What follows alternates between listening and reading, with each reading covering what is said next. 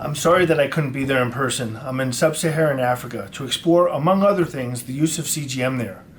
In the not too distant future, CGM will become cheap enough, and it's my hope that we may be able to leapfrog the current technologies. And if we don't begin to understand the barriers to doing so, we'll be well behind. So we're trying to get a head start there. The data is clear in the United States. CGM works, right? We must do everything to ensure that CGMs become the standard of care.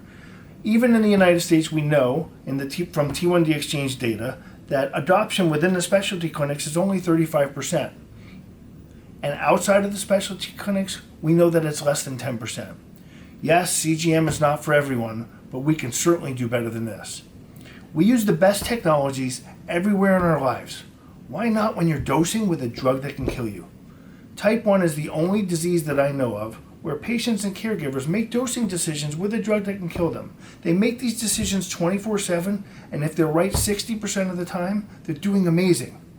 You as clinicians, in my opinion, have the obligation to teach people what are the best tools out there to manage their disease. And the data doesn't lie. CGM is clearly the best tool.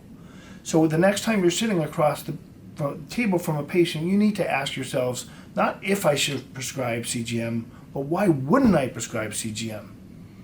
You know, type 1 diabetes chose me. About 12 years ago, my 6-year-old daughter, Morgan, was diagnosed.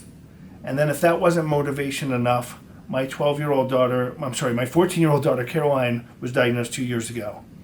So I quit my career in real estate and decided to focus on this full time. And I made a very simple promise to my children. That was that I would help you in any way that I can. So 5 months after my daughter was diagnosed, I became a trustee of what's now a $6 billion trust. It became very clear to me, in order to honor my promise, that I needed to devote full-time efforts to this disease. So I quit my career and decided to do this. To me, though, I'm not sure this is the right time for us to receive a Hero Award. I look at it this way. I'm doing what any other parent would do in my situation, and that is use the tools that were handed to me to try and ease the burden of managing this disease. To me, the real heroes are you guys, the clinicians on the front lines, and the parents and people who are dealing with this disease every day. While I'm humbled that we have been nominated for this award, I stand by the fact that it is our platform that enables us to do the work that we do, and even more importantly, it is my team at the Trust that does all of the heavy lifting. It is that heavy lifting that has put us on your radar. So I'd like to thank the nominating committee for selecting us, and I'd like to thank my team for doing all the heavy work. And I will leave you with this, and I will make you this promise.